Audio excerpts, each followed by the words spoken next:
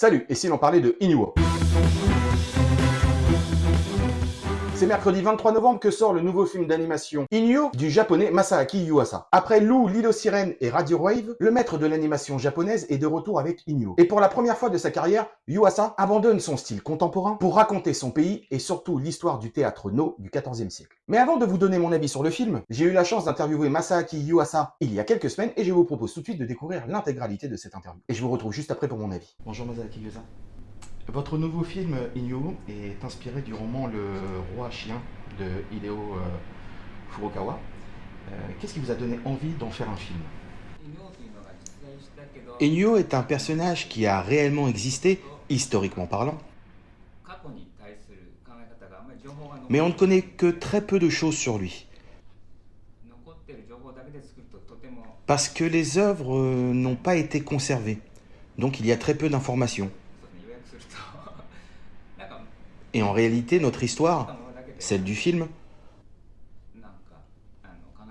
a donc été d'abord fabriquée avec tout ce que nous avions pu trouver sur lui. Mais comme ce n'était pas suffisant pour nous, nous avons rajouté une très grande part de fiction à l'histoire.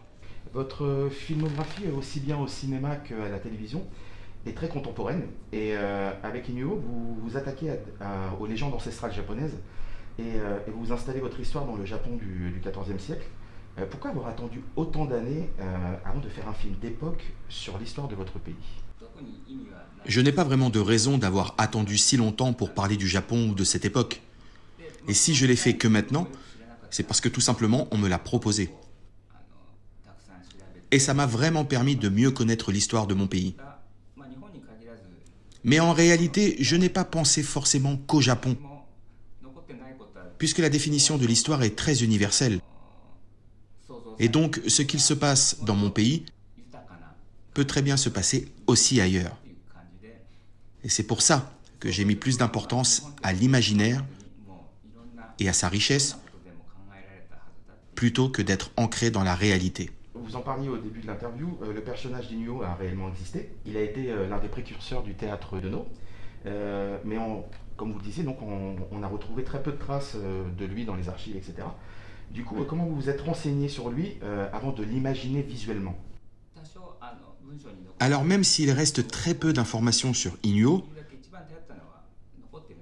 il reste quand même quelques écrits et des dessins sur lui.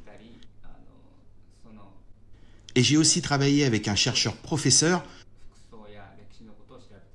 spécialisé sur la vie de cette époque et en particulier sur l'aspect vestimentaire. Alors justement, vous parliez des divers changements de prénoms, par exemple Tomona qui devient Tamaori. Est-ce que vous pouvez expliquer au public français ce que représente le changement de nom sous l'ère féodale japonaise? Déjà, changer de nom, ça montre que la personne évolue et progresse dans la vie. Et c'est très souvent lié à l'ascension sociale. Et donc, pour être reconnu par les autres, on prend un nom d'une autre classe, et c'est comme ça que l'on obtient la reconnaissance de la société. Après, pour certains samouraïs, c'était important de ne pas être identifié. Donc, ils prenaient un nouveau nom. En fait, le nom, c'est un synonyme de l'identité, et ça reflète complètement la façon dont l'on vit. C'est pour ça que les deux héros de mon film ont décidé eux-mêmes de leur nouvelle identité. En plus d'être un film historique, Inuo est aussi une vraie comédie musicale. Comment avez-vous eu l'idée d'adapter l'histoire de cette manière-là? Ça s'est fait naturellement, puisque le théâtre No est à la base un peu comme une comédie musicale où il y a des chants et de la danse. Cela a donc été normal de partir sur cette voie-là pour le film. Les techniques d'animation et la musique du film évoluent en même temps que la transformation de Inuo, qui passe de monstre à humain. Au début du film, il y a pour l'animation une forte inspiration de la technique du Nihonga. Et plus le film avance et plus l'animation 3D rentre en jeu. Pareil pour la musique, ça commence avec des sons très ancestraux pour évoluer vers le rock, aux inspirations, en pensant une inspiration de Queen ou du rock metal. Du coup, comment avez-vous travaillé toute cette évolution parallèle entre Inuo et l'évolution du film? Il est vrai que tout au début du film, je commence par quelque chose de très traditionnel, avec déjà des images très classiques dans l'animation, qui font effectivement penser aux peintures ancestrales, et ça jusqu'à la scène où Tomona sort de la mer. Ensuite, la première fois où Tomona rencontre Inuo, ce dernier commence à jouer de la musique légèrement moderne, qui va devenir de plus en plus rock ensuite.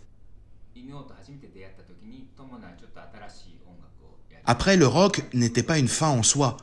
J'ai surtout voulu utiliser une musique qui était nouvelle pour cette époque, et d'ailleurs, le rock est en constante évolution dans le film.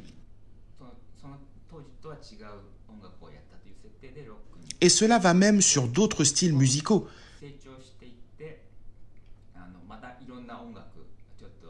Car vers la fin du film, on entend même de la musique classique dans le style ballet aux inspirations très élégantes de Bach.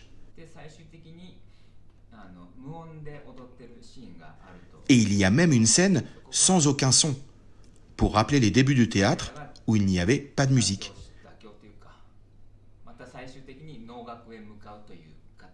Mais en tout cas, j'essaie de faire évoluer le film et l'histoire vraiment à travers la musique. Alors, le film parle d'Inuo, mais parle aussi de la relation entre Inuo et Tomona, qui évolue à plusieurs reprises dans le film. Donc vous, comment vous définiriez cette relation entre les deux? Pour moi, la relation entre eux deux est la chose la plus importante du film. Et évidemment, je voulais aussi montrer que certaines réalités sont effacées par la politique.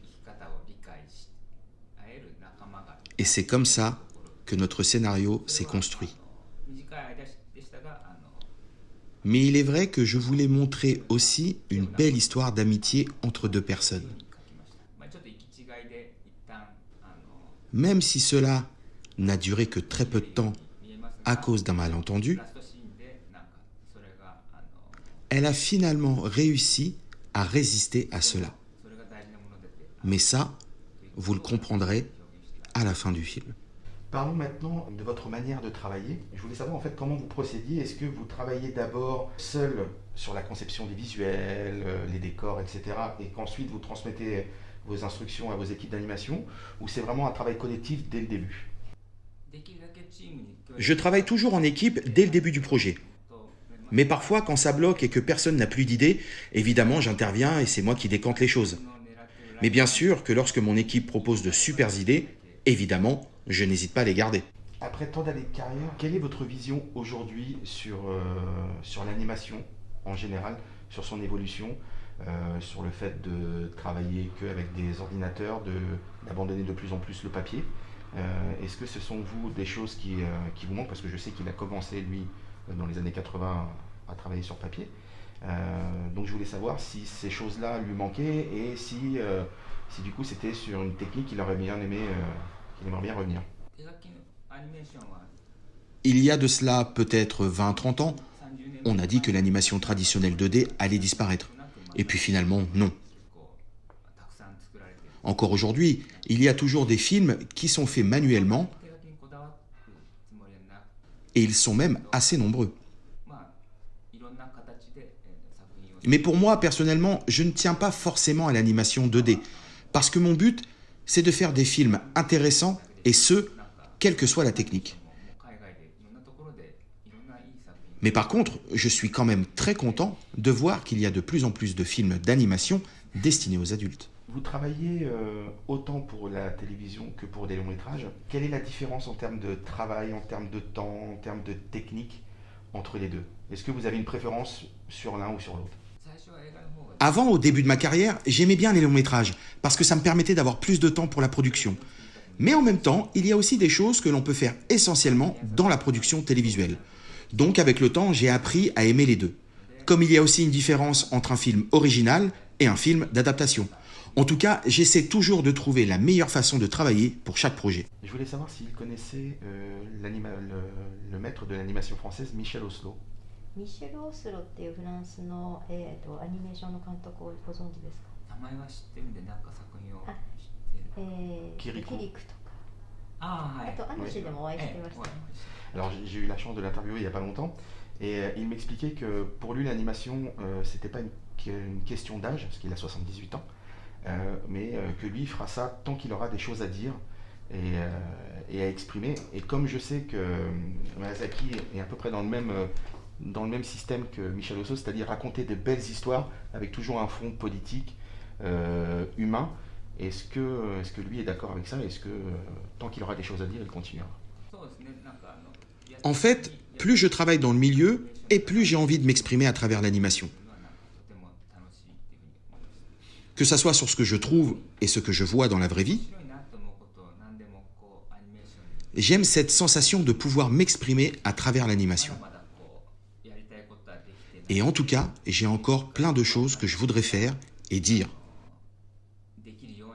Et je ferai vraiment tout pour les exprimer et les réaliser. Merci Miyazaki, merci beaucoup. Thank you.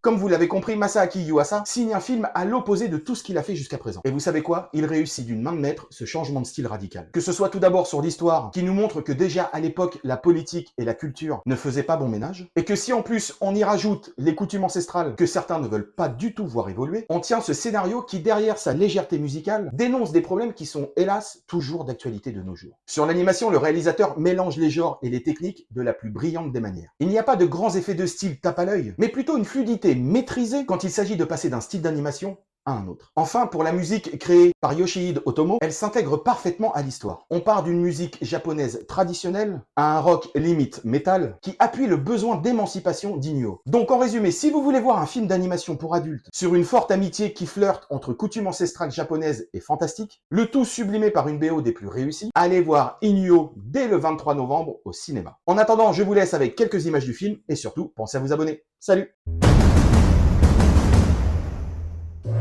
気味悪い泣く子も黙るひょうたんじゃ犬王の巻を知らんのかひどい器量らしいこの手を外すとどうなるほーれ見えないのだ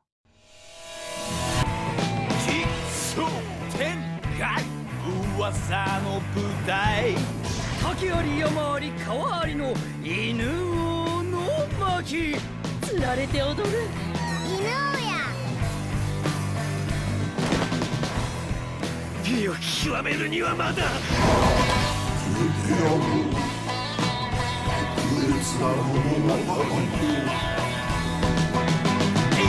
こそ名乗れ大体あいつらの挑発は何じゃ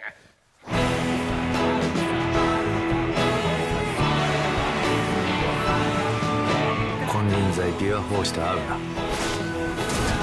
別の勢力が広がるのは困るのだ俺たちが暴れれば暴れるほどこいつらもまるで主だなまだ拾えていない拾えてない話俺たちはここにあるだろともあれ知ってほしいんだよ自分たちもこの世に